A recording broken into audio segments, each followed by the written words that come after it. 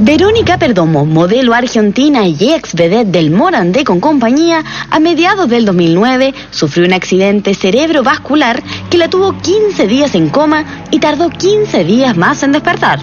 Ya la daban por muerta cuando ocurrió el milagro. Esto fue hace 2 años y la argentina aún no se recupera del todo. La causa de su accidente cerebrovascular, según la Trasandina, un hematólogo le advirtió que la razón de su derrame fue el consumo de pastillas anticonceptivas. Al parecer, estas píldoras no son tan inofensivas como se piensa. ¿Sabe usted cuáles son sus riesgos? Yo creo que tomándolo a la larga, sí, porque conozco casos de mujeres que les cuesta tener hijos. No sé, la verdad es que no tengo idea. No me imagino qué riesgo puede tener. No, creo que no, porque yo las tomo y no me han hecho ningún efecto secundario. Tomo hace 4 años ya y nunca he tenido ningún problema. Pues si uno lo utiliza durante muchos y largos años, de pronto sí, pero en principio no. Yo creo que no son 100% efectivas, pero no tengo información si hacen o no daño. No, para nada. De hecho, son un beneficio para nosotras. Te regulan, sí, pero igual tiene efectos arbitrarios que no son como naturales con el organismo. No estoy muy enterada, pero yo creo que no, porque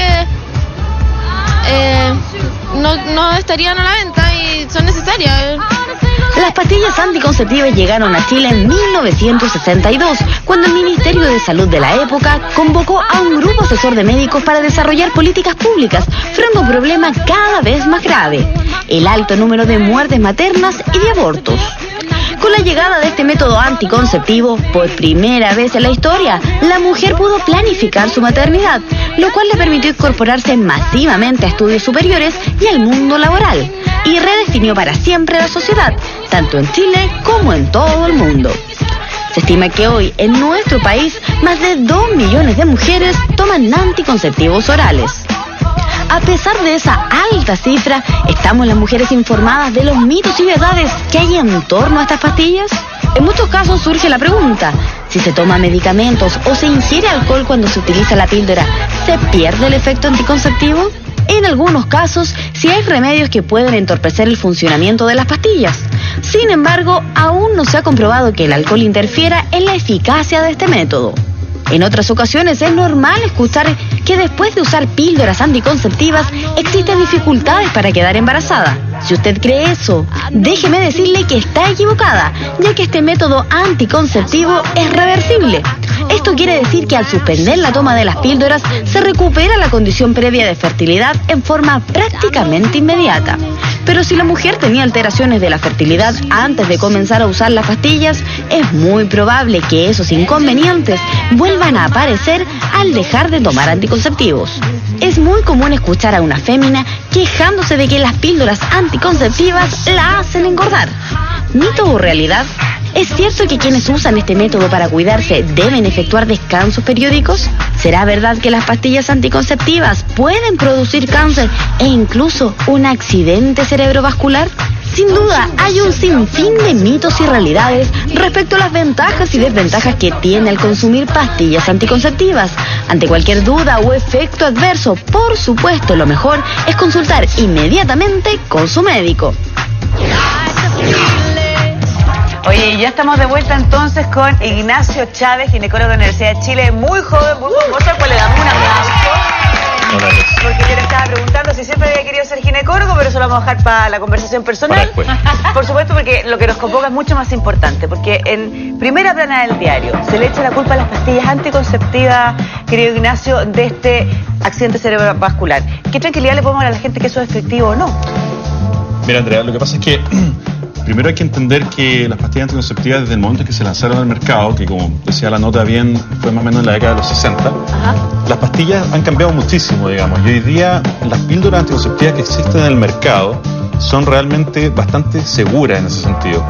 Las primeras píldoras que se lanzaban al mercado tenían niveles de estrógeno probablemente excesivamente altos, y en ese entonces empezaron a publicar estos casos en que existían trombosis vasculares, ya sea arteriales o venosas.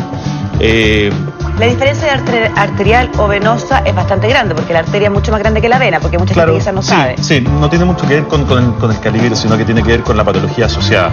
Ya, lo que pasa es lo siguiente: en general, quiero terminar, digamos, comentando esta evolución de las pastillas, en el sentido de que las pastillas de hoy día tienen una dosis muy baja de hormonas, excesivamente baja, y cada vez se ha ido bajando más, logrando, digamos, controlar bien el ciclo, pero además disminuyendo los riesgos del uso de hormonas anticonceptivas. Entonces, hoy día, si tú me preguntas si las pastillas son seguras definitivamente. Lo que pasa es que tienen que estar bien indicadas. Y ese es el cuento, ¿te fijas? Para cada tipo de persona. Es que espéreme, hay otra pregunta, chicas, antes de que podamos decirle todas las preguntas, porque tenemos muchas.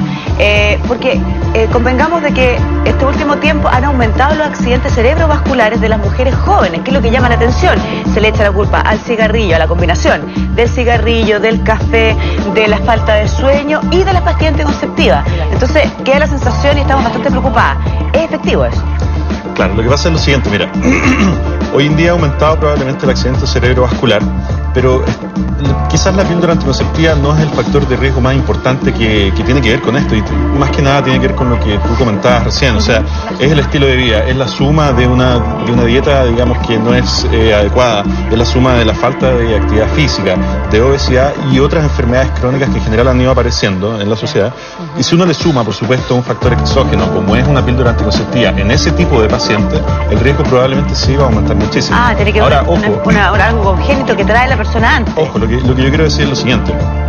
Si es que uno revisa las publicaciones internacionales respecto a accidentes vasculares en uso de píldora anticonceptiva, la mujer joven por lo general no tiene accidentes vasculares arteriales, sino más bien trombosis venosa. Y esa es la diferencia. ¿Qué es la trombosis venosa?